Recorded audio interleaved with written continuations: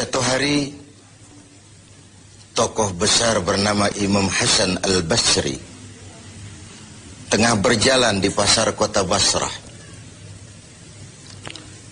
Datang seseorang lalu bertanya kepada beliau, "Ya Aba Ishaq," wahai Abu Ishaq, panggilan buat Imam Hasan Al-Basri. Katanya dalam Quran itu, "Ud'uni astajib lakum." Berdoalah kepadaku, aku akan jawab doamu. Mintalah kepadaku, aku akan penuhi permintaanmu. Begitu janji Allah dalam Quran. Lah kami ini, kata si orang tadi, sudah lama berdoa kepada Allah. Sudah banyak kali kami memohon kepadanya. Wah, kok sampai sekarang doa kami nggak dijawab-jawab, nggak pernah dikabulkan. Ini bagaimana? Katanya berdoa, aku kabulkan. Sudah lama kami berdoa. Kenapa nggak pernah dikabul-kabulkan? Apa doa kami salah pasang? Apa Tuhan pas kebetulan nggak dengar? Atau bagaimana ini? Imam Hasan Al-Basri senyum lalu menjawab, "Ya ahlal Basrah, hai penduduk Basrah, hatimu mati. Dari hati yang mati, bagaimana mungkin doa akan terjawab? Tidak ada getaran yang menyebabkan channel kepada Allah itu nyambung. Tidak ada. Dari hati yang mati, doa tidak mengeluarkan getaran untuk sampai kepada aras.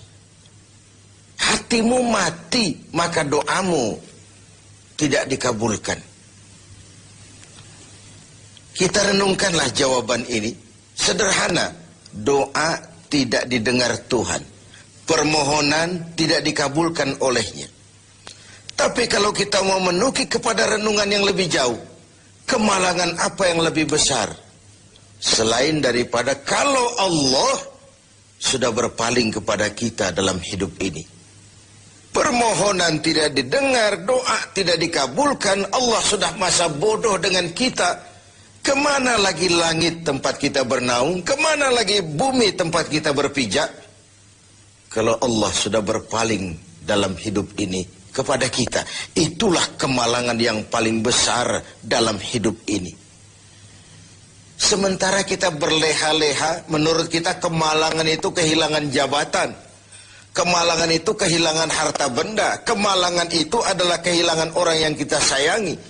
Allah berpaling dalam hidup kita, tidak pernah kita melakukan evaluasi. Nah, apa yang menyebabkan hati itu jadi mati? Sehingga tidak ada getaran yang nyambung ke aras, yang mengakibatkan Tuhan berpaling dari kita. Doa tidak lagi didengar, permohonan tidak lagi dikabulkan. Ada beberapa hal yang menyebabkan hati jadi mati, sehingga doa tidak terangkat. Imam Hasan Al-Basri menjelaskan beberapa faktor yang menyebabkan hati menjadi mati. Tidak ada lagi getaran yang mengantarkan doa ke aras, sehingga Tuhan pun berpaling. Yang pertama kata beliau, "Araftumullaha wa lam tu'tuhu haqqah." Kamu kenal Allah, tapi haknya untuk disembah, kewajibanmu untuk menyembah, tidak pernah kamu laksanakan. Bagaimana hati tidak jadi mati? Kenal. Siapa pencipta alam semesta? Allah. Siapa pencipta lautan, gunung, sungai? Allah. Siapa pencipta langit dan bumi? Allah. Siapa pengatur segala-galanya? Allah. Sholat apa tidak? Tergantung kebutuhan. Kamu kenal Allah, tapi haknya untuk disembah, kewajibanmu untuk menyembah, tidak pernah kamu laksanakan. Bukankah simpel bahwa Fatihah saja mengajarkan iyyaka na'budu wa iyyaka nasta'in. Hanya kepadamu kami menyembah dan hanya kepadamu kami mohon pertolongan. Tertibul kalimat, na'budu dulu, baru nasta'in. Kalau na'budu terlaksana, nasta'innya pasti tokcer. Hanya kepadamu kami menyembah, hanya kepadamu kami mohon pertolongan. Kalau ibadah beres, pertolongan pasti datang. Doa didengar, permohonan dikabulkan, munajat pun diterima. Kenapa? Nak budunya beres, maka nasta'innya nikmat. Tidak diajarkan kita iyyaka nasta'in wa iyyaka na'budu. Tapi na'budu dulu, baru kemudian nasta'in. Kalau hati tidak mau mati, janganlah pengenalan kita kepada Allah tidak diiringi dengan pendekatan kita kepadanya. Bagaimana cara mendekat kepada Allah? Logika saja. Mau dekat dengan presiden, ikuti peraturan yang dibuat oleh protokolernya presiden. Mau dekat dengan gubernur, ikuti peraturan yang disusun oleh protokolnya gubernur. Tidak bisa mau dekat dengan gubernur bikin peraturan sendiri. Mau dekat dengan Allah bikin metode sendiri. Dengan jalan ngelamun, duduk madep ngidul, bengong 4-5 jam, lalu mau dekat dengan Allah. Mau dekat dengan Allah, ikuti cara yang sudah diatur oleh Allah melalui utusan-utusannya. Bukan dengan cara membuat sesuatu sendiri. Ini yang pertama. Lalu yang kedua, yang menyebabkan hati jadi mati, qara'tumul Qur'an walam ta'malu bih. Kamu baca Al-Quran, kamu dengungkan Al-Quran, kamu sanjung Al-Quran, walam ta'malu bih. Tapi isinya, ajarannya tidak pernah kamu laksanakan. Isinya, ajarannya sering malah diinjak-injak. Bukankah kita hidup di satu zaman di mana tuntunan sudah menjadi tontonan, dan tontonan sering dianggap sebagai tuntunan? Bukankah kita hidup di satu masa di mana orang yang jujur dikhianati dan pengkhianat malah diberikan amanah? Bukankah zaman ini sudah terjadi pergeseran nilai yang sedemikian rupa? Kita baca Al-Quran, kita musabakohkan pula bacaannya, tapi isinya, ajarannya tidak pernah kita laksanakan. Bahkan nyaris sering kita injak-injak. Hati jadi mati. Sama dengan kalau kita dikirimi surat oleh seseorang yang sangat kita kagumi. Kita baca surat itu siang malam. Kita ceritakan kepada orang, saya dikirimi surat oleh orang yang sangat saya kagumi. Tapi perintah yang ada dalam surat itu tidak pernah kita laksanakan. Saya percaya betul yang kirim surat mesti marah. Kau baca itu penting supaya kau ngerti apa isinya. Tapi setelah kau ngerti, mbok ya laksanakan. Begitu Al-Quran diturunkan kepada kita. Kamu baca Al-Quran, tapi isinya tidak pernah kamu amalkan. Bagaimana hati tidak akan menjadi mati karenanya? Yang ketiga, penyebab hati itu menjadi mati, akaltum ni'mata rabbikum walam tashkurulah.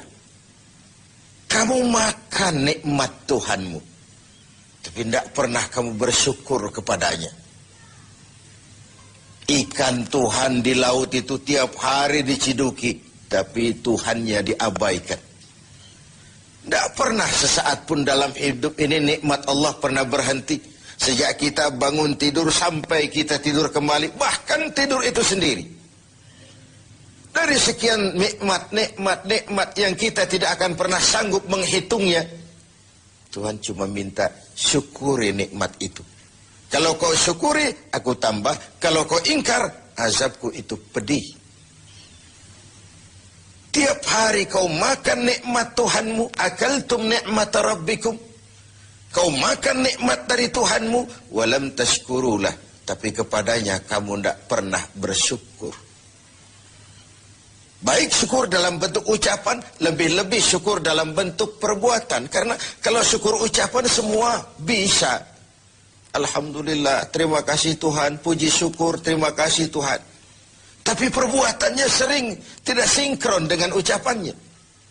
Kalau saya diberikan harta oleh Allah, mulut saya tidak pernah berhenti. Alhamdulillah Tuhan, terima kasih dikasih harta. Tapi pelitnya 17 setan. rasanya orang itu baru syukur perbuatan, baru syukur ucapan, belum syukur perbuatan. Karena syukur perbuatan artinya mempergunakan suatu nikmat sesuai dengan kehendak yang memberikan nikmat itu. Allah memberikan harta kepada saya. Apa yang Allah kehendaki dengan menggunakan harta ini? Bagaimana kehendak Allah tentang penggunaan harta ini? Allah memberikan jabatan kepada saya. Apa yang Allah kehendaki dengan memberikan jabatan ini kepada saya? Mempergunakan suatu nikmat sesuai dengan kehendak yang memberinya. Itulah syukur yang sebenarnya. Ini yang keempat. Yang kelima, penyebab hati itu jadi mati. Qultum annal mauta haqqun wa lam tasta'iddu lah. Kamu yakin, kamu percaya, kamu tahu betul hidup akan berakhir dengan kematian. Namun kau tidak pernah mempersiapkan diri untuk itu. Baik menghadapi kematian maupun menghadapi yang lebih penting sesudah kematian. Karena mati pada dasarnya sebuah peralihan dari sebuah tahap kehidupan kepada tahap kehidupan yang berikutnya. Bukan akhir. Bahkan saya lebih cenderung mengatakan mati adalah istilah yang digunakan bagi orang yang sedang hidup. Si fulan mati, itu kan kata yang hidup. Yang mengalami sedang pindah ke alam lain. Jadi tidak ada alasan hidup sulit bener, mending mati habis urusan. Tidak selesai sampai di situ. Tidak selesai urusannya. Hidup terus berlanjut di alam barzah, terus berlanjut di alam mahsyar. Ini satu perjalanan panjang. Seperti kita akan berangkat ke luar kota yang jauh, tentu kita harus menyiapkan bekal. Semakin jauh perjalanan, semakin banyak bekal yang kita bawa.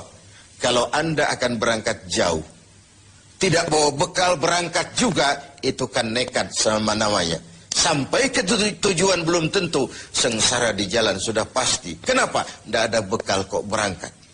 Begitulah kita sebagai manusia, hamba Allah. Perjalanan panjang, belum siap bekal, belum cukup ibadah kita, sudah datang saat kematian. Tentu artinya belum punya bekal sudah berangkat. Alamat sengsara di jalan karena bekal tidak ada.